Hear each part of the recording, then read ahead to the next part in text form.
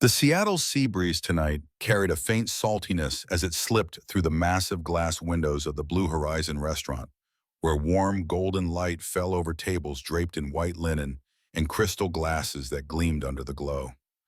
The water from Elliott Bay lapped gently against the shore, reflecting the city's rows of lights like shimmering golden threads. This atmosphere was meant for warmth and togetherness, but for me, it was about to become a very different kind of memory. I am David Marshall, 50 years old, the owner of a construction and home renovation company in Portland, Oregon.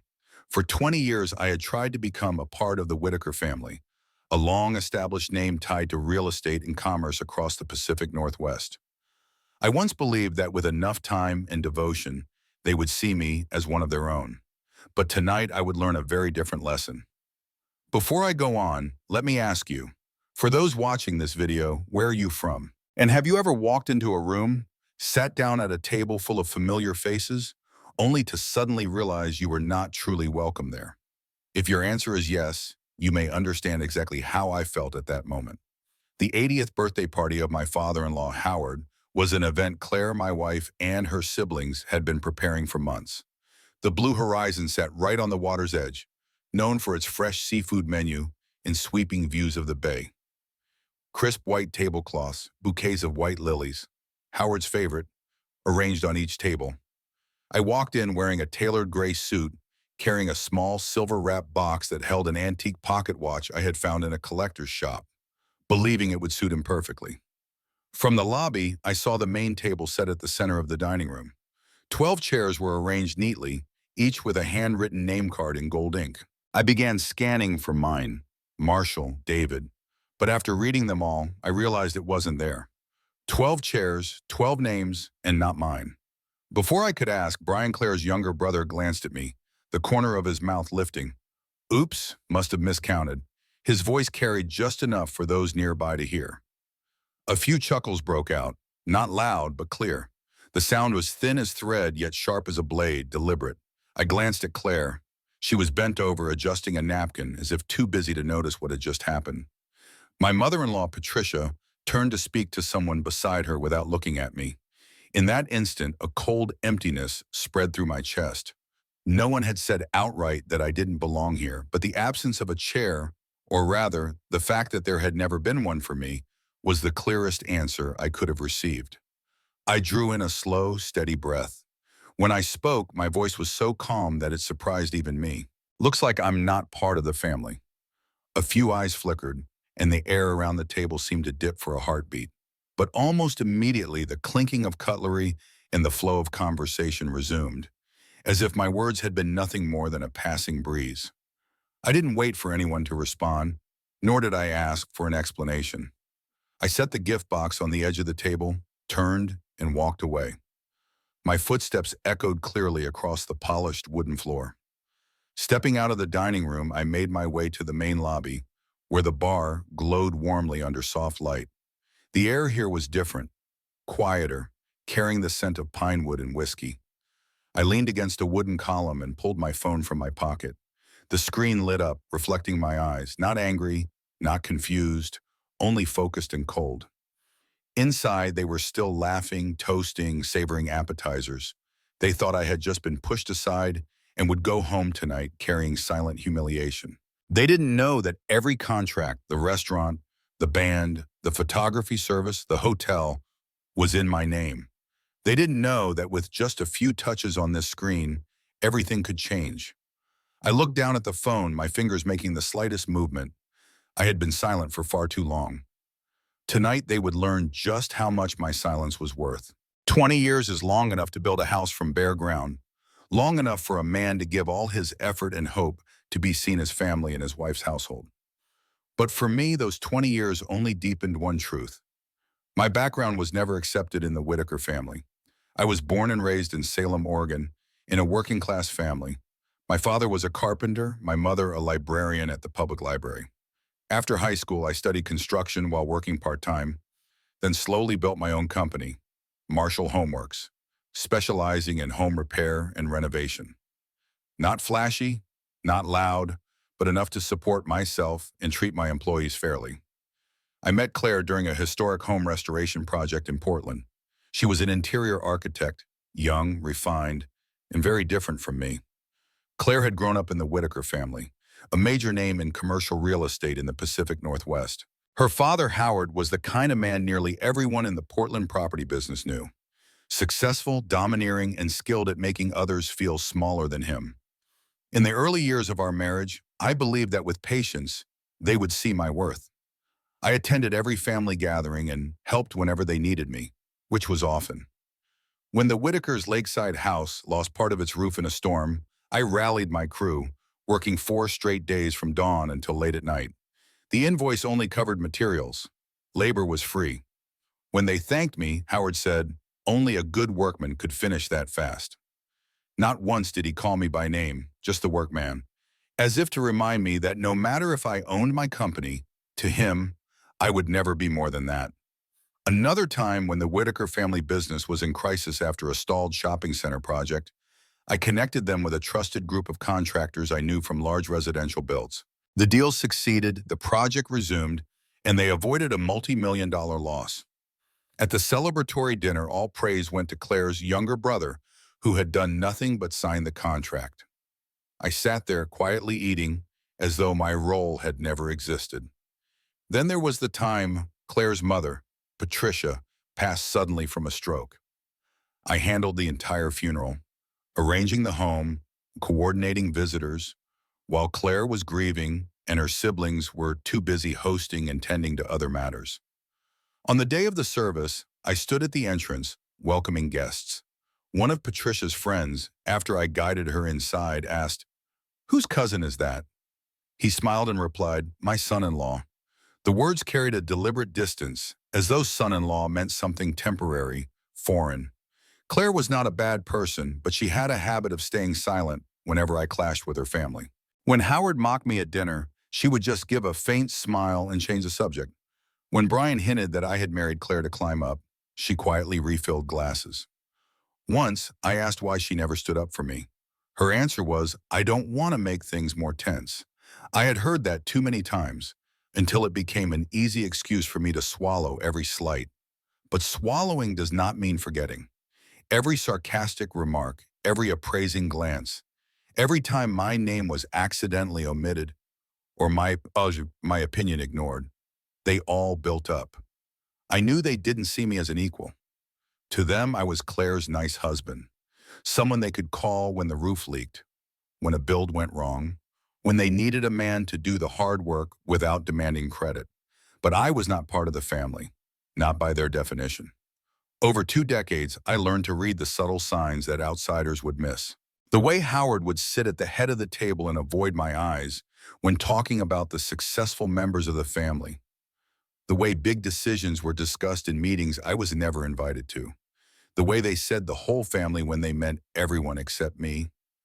I stayed, partly out of love for Claire, partly because I believed persistence could change their view. I sacrificed time, energy, and even major projects for my company to support them. In return, I received shallow thanks and glances that reminded me I should feel lucky to be part of the Whitakers. The truth is, I had wanted to leave many times, but each time I thought of Claire, I hesitated. I loved her, even if she never defended me. I told myself that if I did enough, did well enough, they would one day accept me. But the more time passed, the clearer it became that this was a game whose rules were written long before I arrived, and I would always be kept at the edge. All those memories, all those moments of being diminished or excluded, I had buried deep. But tonight, looking at the pristine white tablecloth, seeing 12 chairs with 12 names and mine missing, everything rose to the surface. 20 years of being treated as an outsider had reached its sharpest point, and this time it would not pass like all the others. When the Whitaker family decided to host Howard's 80th birthday party, there was no debate that I would be the one coordinating everything. By now, it had become routine. Any major event, a Christmas gathering, a cousin's wedding, a company anniversary, they would push me into the role of the man behind the scenes. I never complained. It played to my strengths, managing timelines, solving problems, coordinating between parties. And I once believed it was also a way to prove I was reliable. This time, I worked directly with the Blue Horizon, one of the most renowned waterfront restaurants in Seattle, with a grand banquet room overlooking Elliott Bay. The venue contract, the premium seafood menu, the jazz band, the decor team, the hotel for out-of-state guests, even the shuttle service. All of it signed under my name, paid through my company account at Marshall Homeworks. Partly because I wanted control, partly because they were reluctant to put down large deposits in their names. I had a clear vision in my head: soft golden lights, a long table draped in white linen, white lilies mixed with orchids, a 7-course menu centered on fresh seafood, a band playing Howard's favorite classic jazz pieces. I worked closely with the restaurant manager, scheduled meetings with the decor team, approved each color scheme and seating arrangement. I still remember the first small crack I noticed. One afternoon, I stopped by Blue Horizon to check on the menu tasting. While waiting for the chef to bring out the dishes, I stood near the reception desk and overheard a staff member quietly telling her coworker, "The guest list changed again. Must be a family matter." When I stepped closer, she immediately fell silent, smiled professionally, and asked if I needed assistance.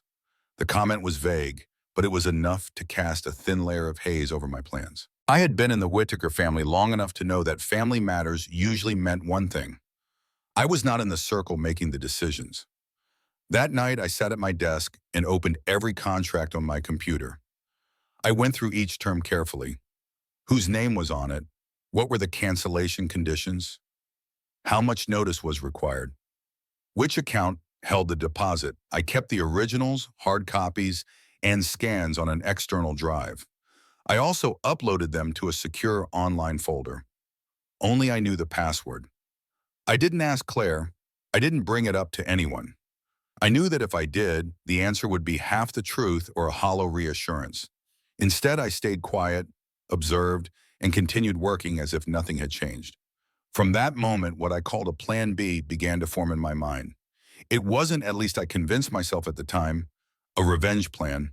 It was a defensive strategy in case things went too far. If I were humiliated publicly, if they staged something to cut me out of the evening, I would not let it pass like before.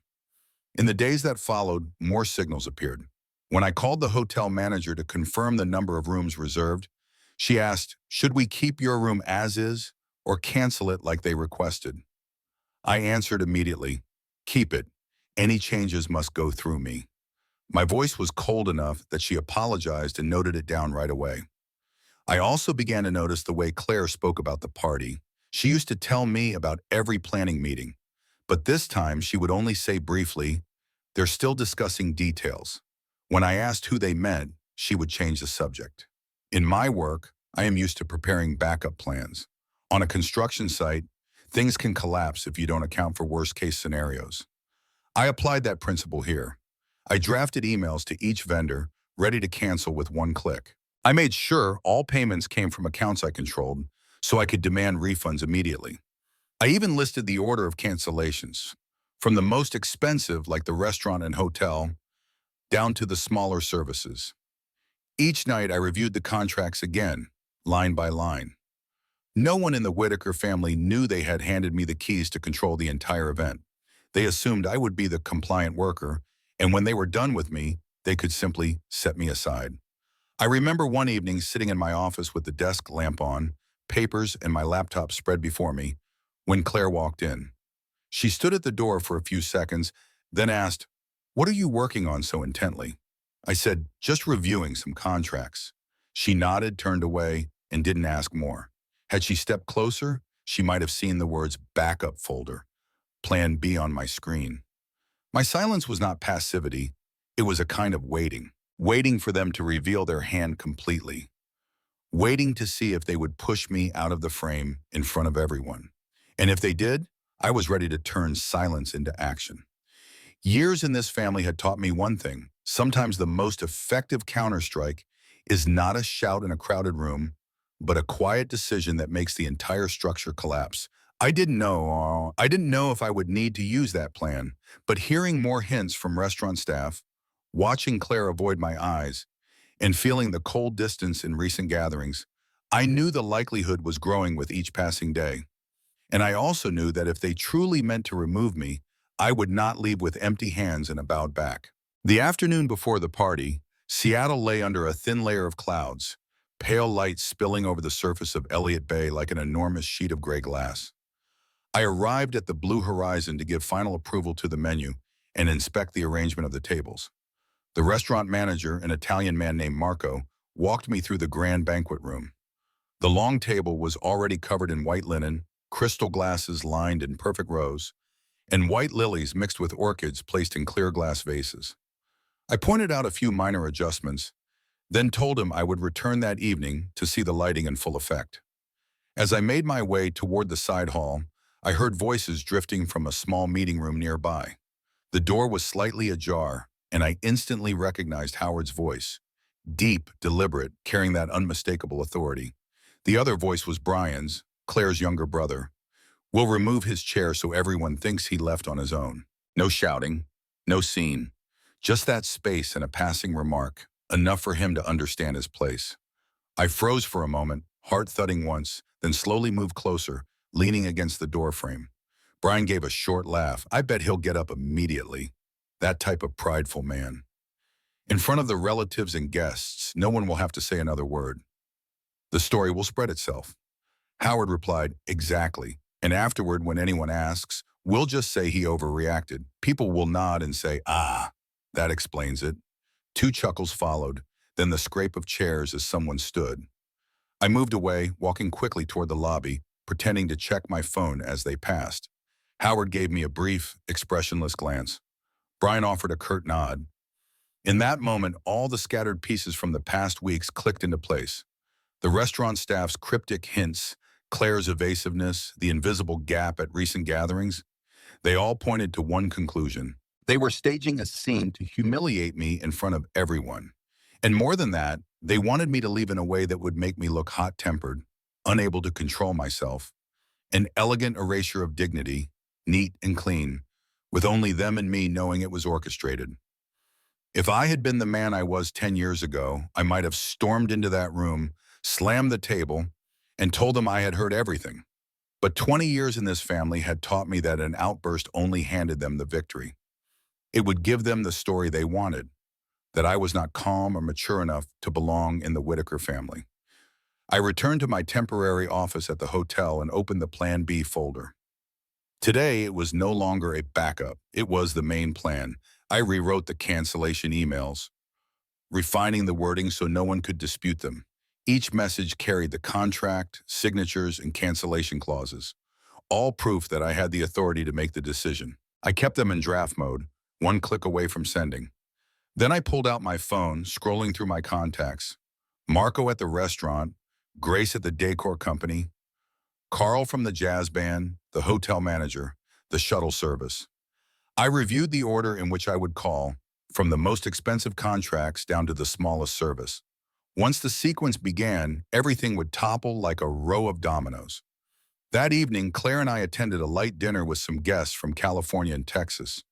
I sat there, listening to them talk excitedly about seeing the whole family the next day, while in my mind, I pictured their faces when they learned the party had been canceled halfway through.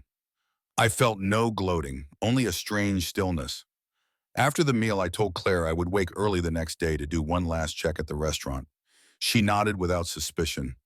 When she went to bed, I stayed in the suite's living room, the desk lamp casting its glow over my laptop screen. I imagined them staring at the table without my chair, the cold emptiness they had planned, unaware that the real void would come later when the entire event collapsed.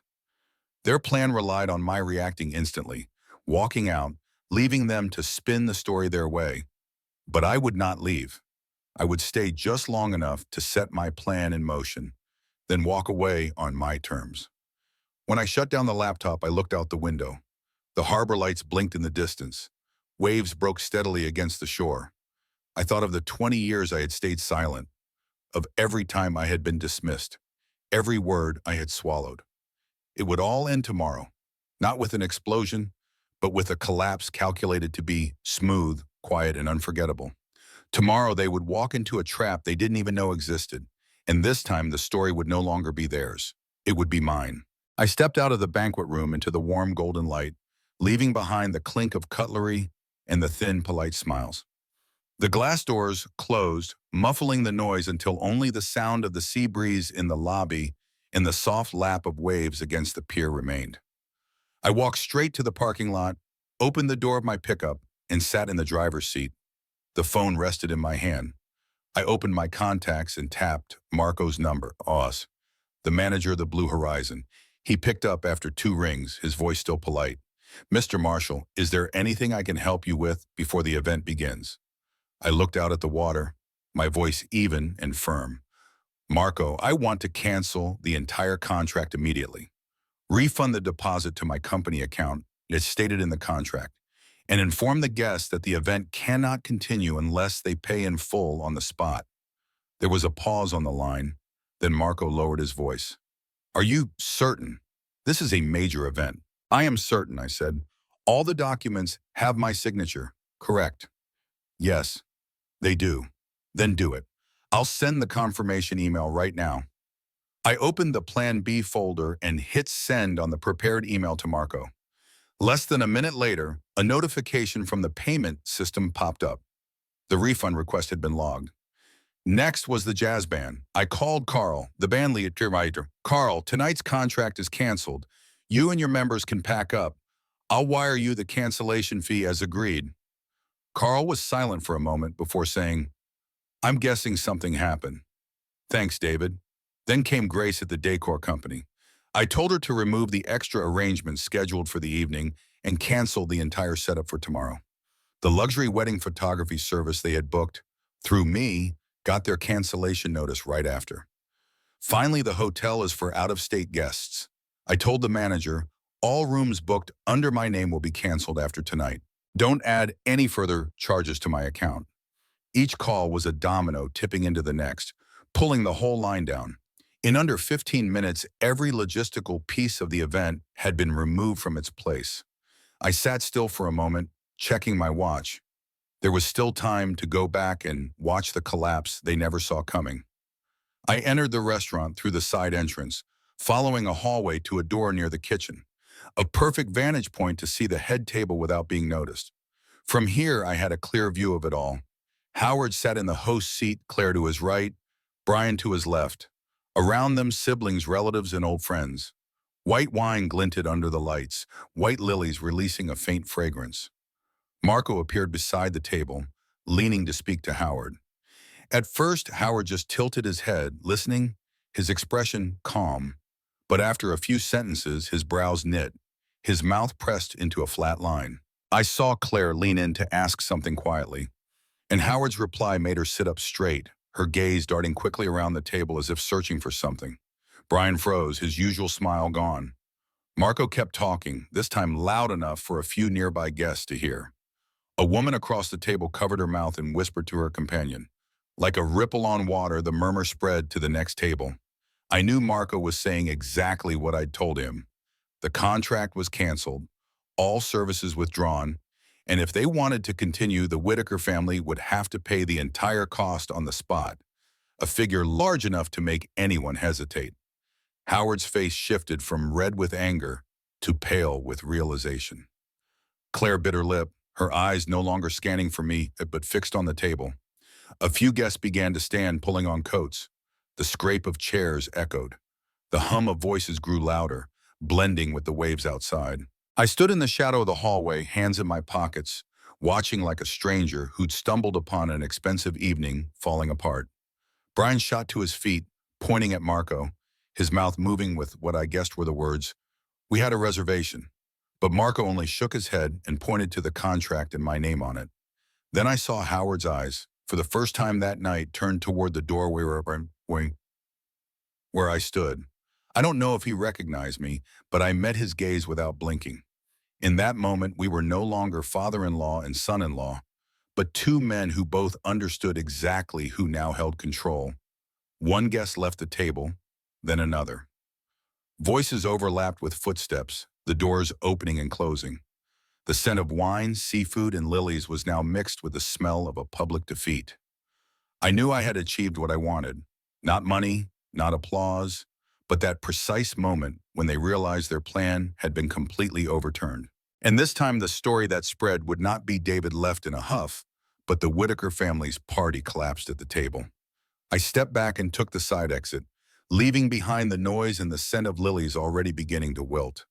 Out in the lot, the sea wind blew stronger, carrying away the sly laughter I'd endured for too many years. Tomorrow everyone will ask, what happened last night? And this time the answer would no longer be theirs to control. The screech of chairs and fragmented conversations filled the air after Marco left the table. The atmosphere in the Blue Horizon dining room, once arranged to be warm and elegant, now felt like a stage where the lights had been cut mid-performance. The lilies still gave off their fragrance, but the scent of wine was overpowered by the tension spreading through every square foot. Howard sat upright, both hands on the table, his fingers trembling slightly. His face flushed red, veins standing out at his temples. "What is going on?" he demanded, his eyes flicking from Marco to Brian like a general searching for the officer responsible for a lost battle. Brian, usually quick-tongued in family meetings, faltered. Maybe the restaurant staff made a mistake, or someone canceled the contract without telling. His voice faded as he saw Marco lay the contract in front of Howard, my signature visible on the last page. Some relatives near the main table tried to salvage the mood. An older uncle rose with a forced smile. "Come now, we can work this out. Who needs a perfect party anyway? The important thing is that we're here together." But the words brought no one back to their seats. A young couple had already grabbed their coats, followed by two longtime family friends from Texas. The sound of chairs being pushed back, murmured apologies, and the doors opening and closing formed a strange rhythm, the rhythm of retreat. Marco returned, this time with his assistant, his tone polite but firm. "If you wish to continue the event, we will need an alternate payment immediately. Otherwise, we will have to conclude service after the appetizers." Howard leaned toward Brian. "Pay them." Brian pulled out a glossy black credit card and slid it to Marco. Moments later, Marco returned with the same polite expression, but a sharper glint in his eyes. "I'm sorry, the card does not have a limit for this transaction. We will need instant wire confirmation or cash." The statement landed like a stone in an already churning pond. A few guests exchanged glances, a few covered their mouths to stifle a laugh. Howard frowned and told Brian, "Call the accountant." But Brian shook his head. "It's Sunday night. The bank won't process it in time." Howard turned to Claire. "Call David. Tell him to come back here now. We'll talk. Like family." From my place in the dark hallway, I saw her pull out her phone, glance at the screen, and hesitate. She dialed my number. My phone rang in my pocket, but I didn't answer. I let it ring 3 times, then stop. Less than a minute later, her message arrived. "Come back. Dad wants to resolve this here." I read it, allowed myself a faint smile, then slipped the phone back into my pocket without replying. Inside, Brian began circling the tables, trying to speak with guests, but I could see several of them simply shaking their heads before walking out. A group of relatives from California whispered among themselves, faces showing a mix of confusion and irritation. Claire stood, moving quickly toward the door. She found me in the hallway, eyes glistening. "David, please. You're ruining everything. This is Dad's birthday, and this is the family's reputation." I met her eyes, my voice low and deliberate. "You can't ruin something that's already rotten." She froze as if hearing a foreign language. "What are you talking about?" "All these years, Claire. Everything I've let slide. This time, I'm not letting it slide. They wanted to push me out of the family's table, and now they're feeling what it's like to be pushed out of an event they thought was theirs." She swallowed hard, lowering her voice. "You think this will make them respect you more?" "No, they'll only respect," I cut in. "I never wanted that from them. I just want them to know that if they treat me as an outsider, I'll act like one, with no obligation to protect their image." She said nothing, just stared at me for a few more seconds before returning to the dining room. When the door closed behind her, I saw Brian still trying to convince a few guests that this was just a technical issue and would soon be resolved. But the averted gazes and the guests' head shakes told the opposite story. A moment later, my phone buzzed again, this time with Howard's number. I let it ring, then silenced it. A text came immediately after. "Come back here. We'll settle this like men." I read it, then deleted it without responding. I stayed in the hallway for another 10 minutes, long enough to watch the party unravel. The main table was now half empty. Empty chairs were scattered like holes in a silk cloth. The band that had been booked had already packed up, and the room was left with nothing but scattered conversations. Finally, Howard rose, lifting his hand. "All right, we're going to end here. Thank you all for coming." His voice was low, stripped of its usual authority. I left the restaurant before they stepped into the lobby. The Seattle sky that night was still heavy with clouds, but the sea breeze carried with it a strange lightness. I didn't need to shout. I didn't need to deliver a cutting speech in front of them. Just a single decision and a series of quiet actions. And the picture they had spent years constructing had cracked open right at its center. 2 weeks after Howard's 80th birthday party, I left the shared house.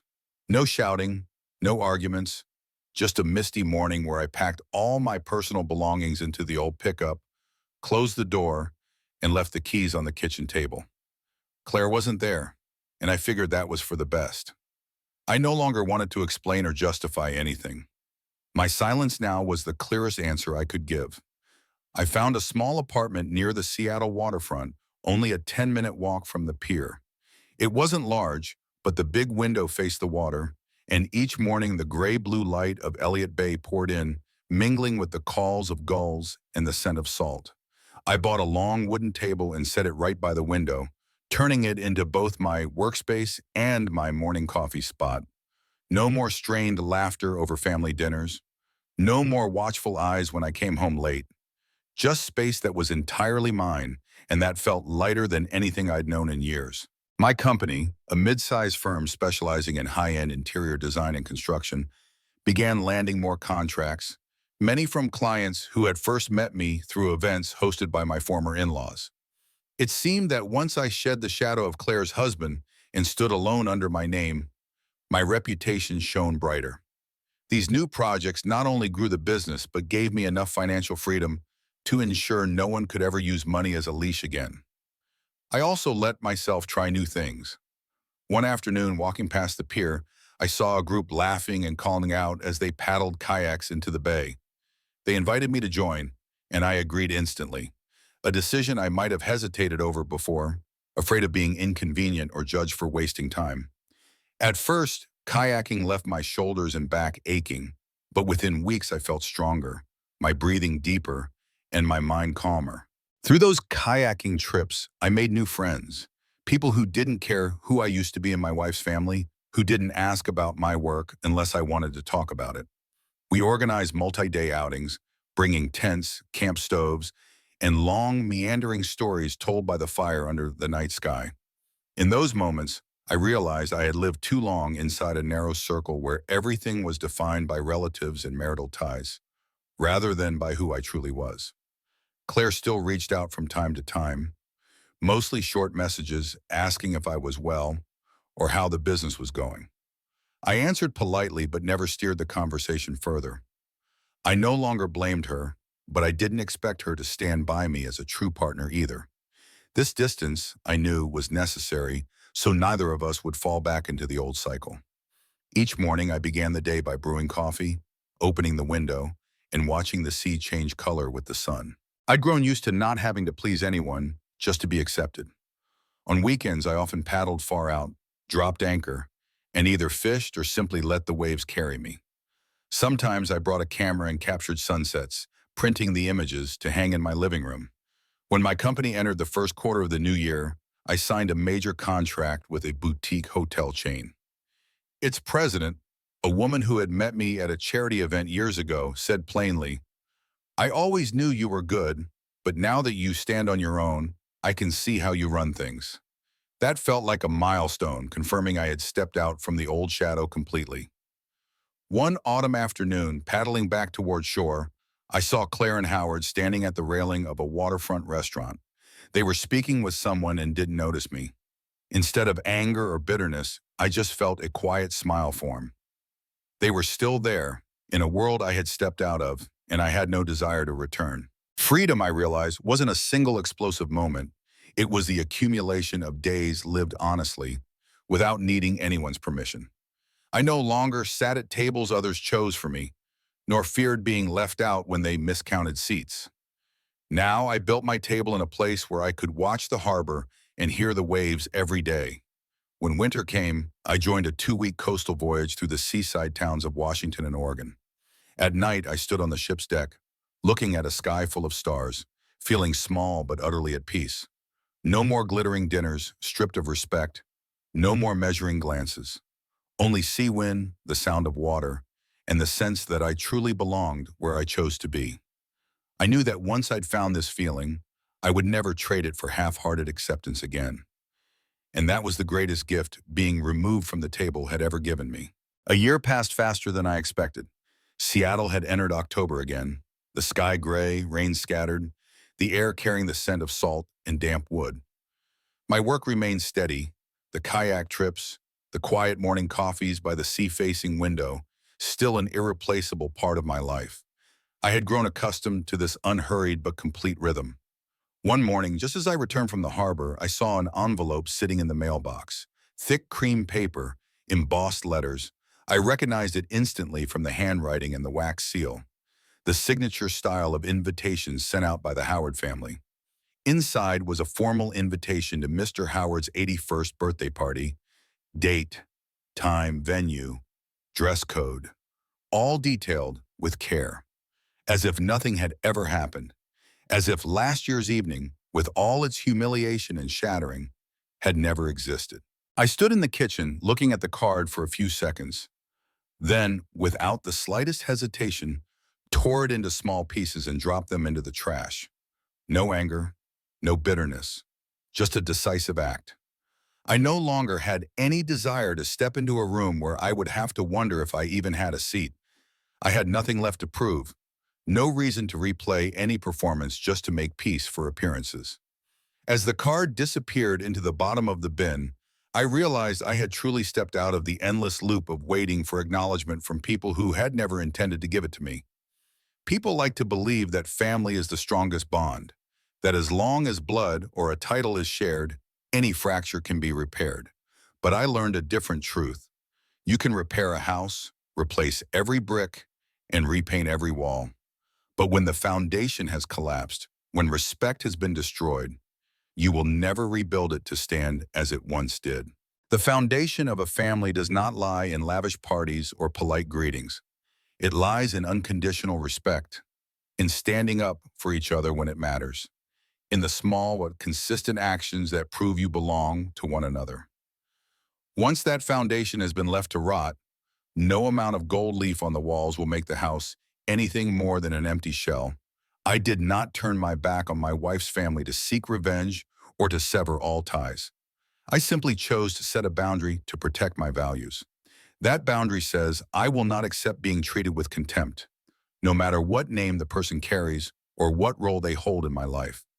This year, when the 81st birthday party takes place, I will be out in the bay by afternoon, paddling my kayak, carrying some bread, cheese, and a small bottle of wine. I will anchor in the water, watching the city lights come on as the sun sinks.